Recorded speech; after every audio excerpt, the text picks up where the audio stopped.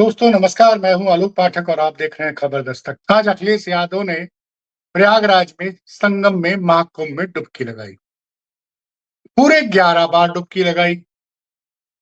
लेकिन बड़ा सवाल यह है कि आज का दिन क्यों चुना अखिलेश यादव ने महाकुंभ में जाने के लिए।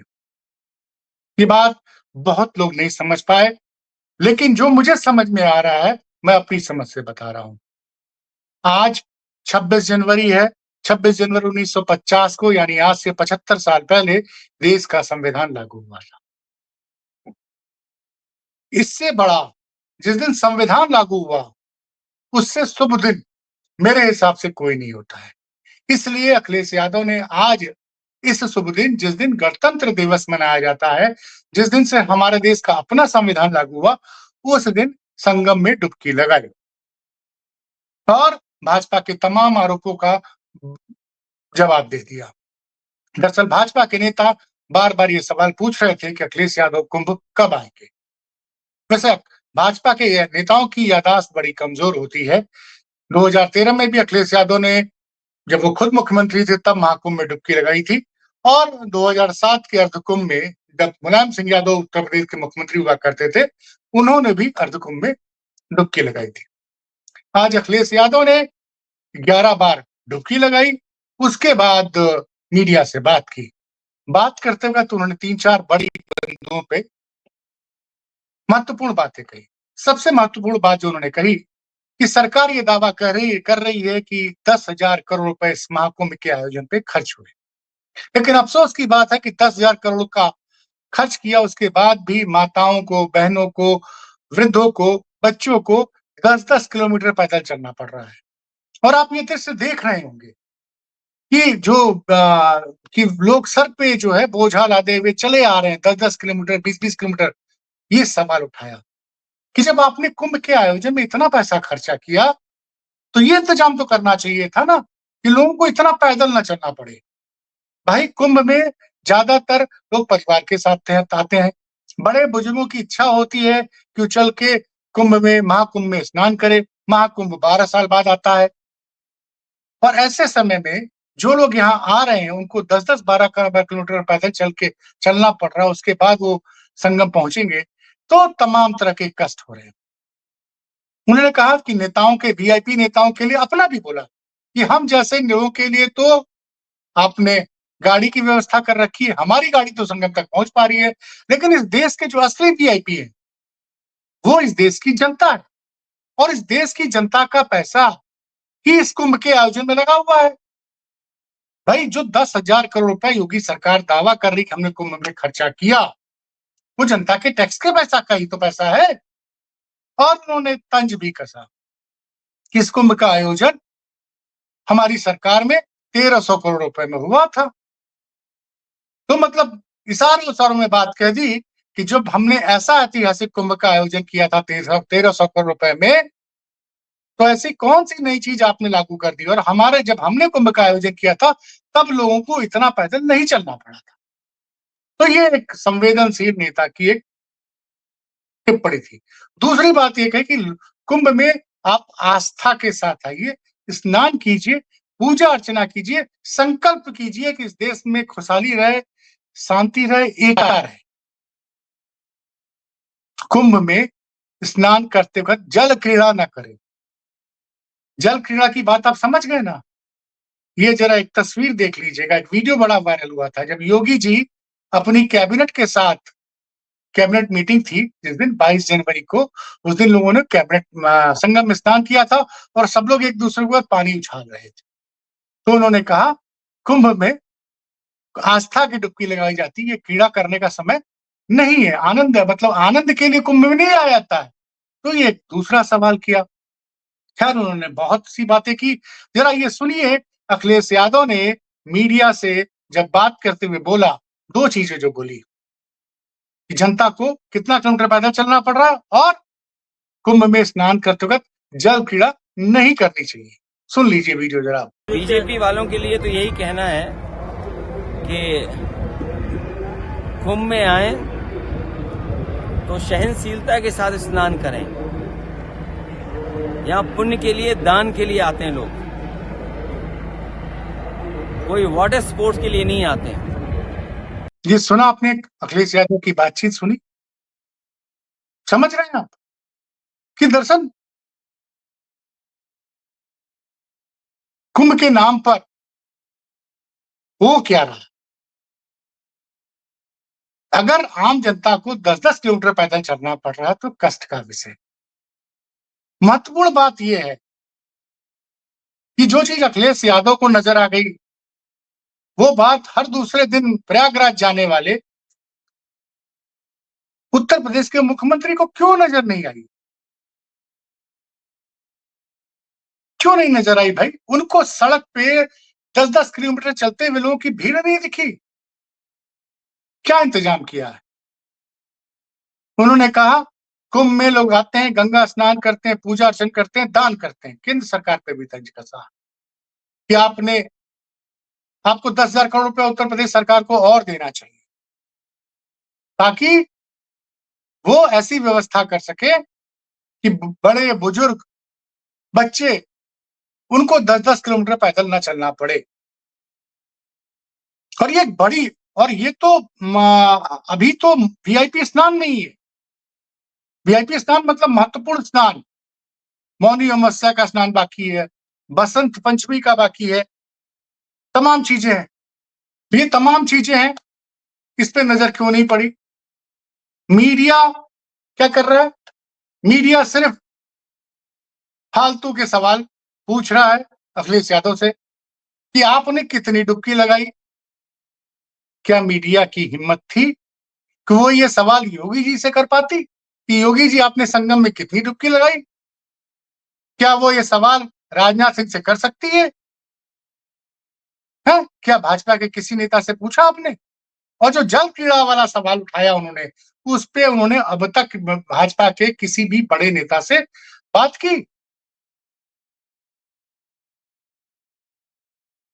तो गंभीर सवाल उठाए हैं। और एक बड़ी चीज आज हुई है।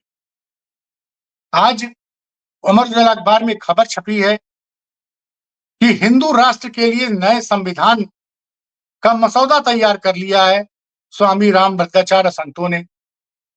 और 5 फरवरी को वो हिंदू राष्ट्र का संविधान, उसका मसौदा संतों के सम्मेलन में रखा जाएगा। इस पे जो है आजाद समाज पार्टी के जो राष्ट्रीय अध्यक्ष हैं और नगीना के सांसद चंद्रशेखर आजाद ने सवाल पूछा है कि मोदी जी ये क्या चल रहा है इस देश में? आप कह रहे हैं कि संविधान की रक्षा के लिए आप अपनी जान दे देंगे और दूसरी तरफ प्रयागराज में जहां पे आपकी डबल इंजन की सरकार है, वहां के साधु संत कह रहे हैं कि हिंदू राष्ट्र के लिए हमने 12 महीने 12 दिन के अंदर हिंदू राष्ट्र के लिए संविधान का मसौदा तैयार कर लिया। तो ये क्या है भाई? ये देश अम्बेडकर जी के संविधान से चलेगा जिसकी कस्में रोज खाते हैं नरेंद्र मोदी, और दूसरी तरफ ये चल रहा है। और अभी ये तो हिंदू राष्ट्र के संविधान की चर्चा अमर उजाला अखबार में छपी है। और एक और बड़ी बात है, ये खबर आपने देख लीजिए, लगा हुआ है, चंद्रशेखर आजाद जी का ट्वीट पढ़ लीजिए।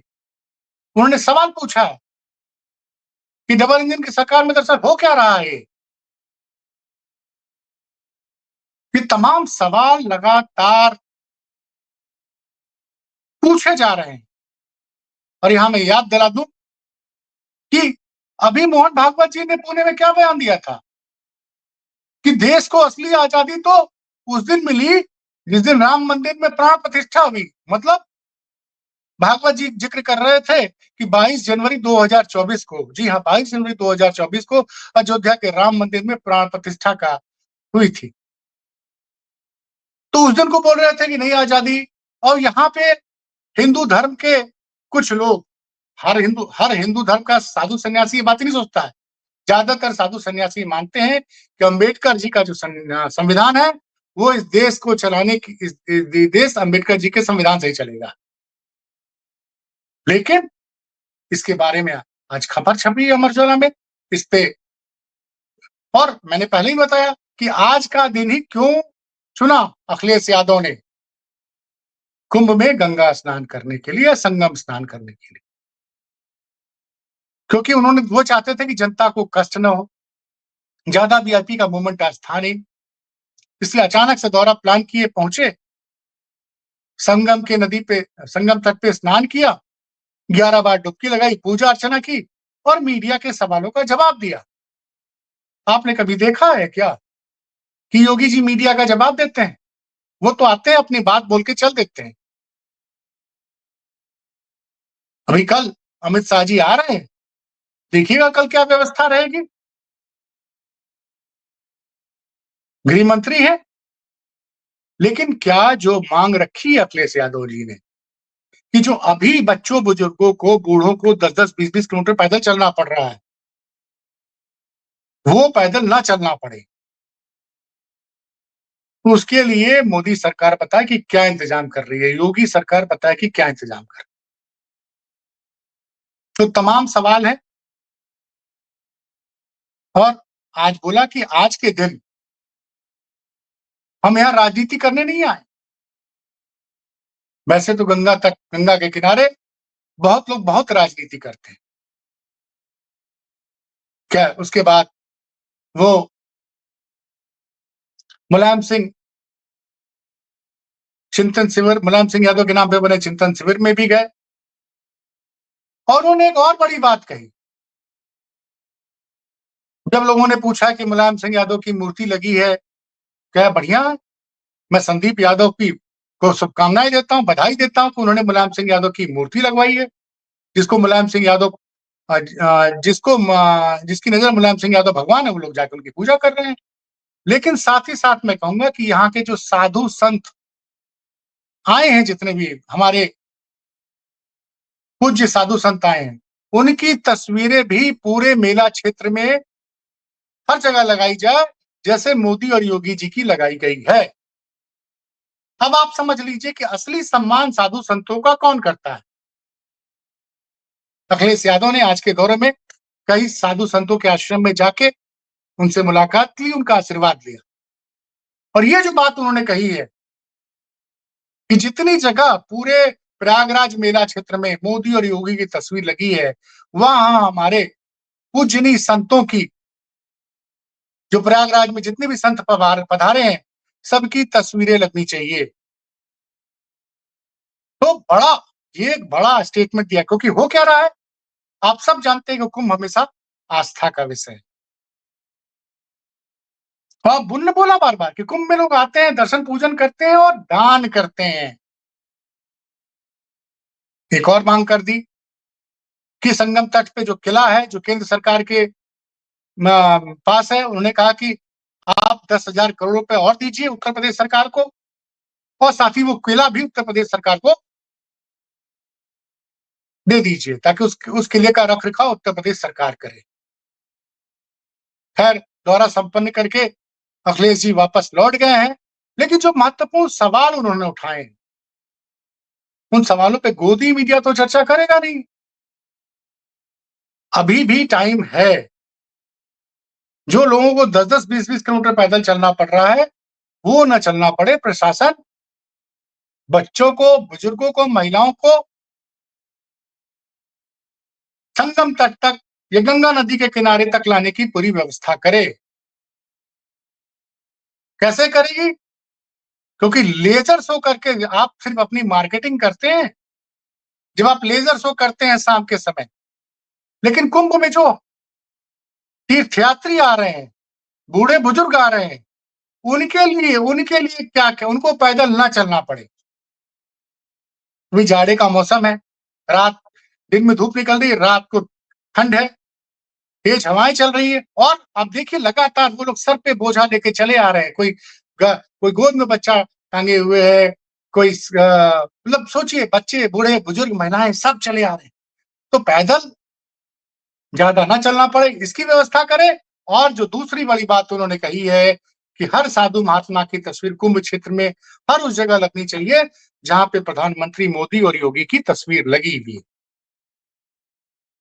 तो ये जो 2-3 महत्वपूर्ण बातें हैं, इस पे सरकार को तुरंत काम करना चाहिए, और सरकार ऐसा करेगी तो कुंभ में आने वाले जो बुजुर्ग हैं, महिलाएं, बच्चे हैं, वो सच्चे दिल से सरकार को आशीर्वाद देंगे। एक बार फिर मैं चाहूंगा कि अखिलेश यादव ने जो बोला है उस वीडियो को देखिए और देख के विचार कीजिए कि अखिलेश जी ने जो कहा है वो सही कहा है या गलत कहा है। बीजेपी वालों के लिए तो यही कहना है कि कुंभ में आए तो सहनशीलता के साथ स्नान करें। यहाँ पुण्य के लिए, दान के लिए आते हैं लोग, कोई वाटर स्पोर्ट्स के लिए नहीं आते हैं। देखा आपने ये वीडियो? खबर कैसी लगी बताइएगा जरूर। खबर दस्तक को सब्सक्राइब कीजिए, शेयर कीजिए। बहुत बहुत धन्यवाद।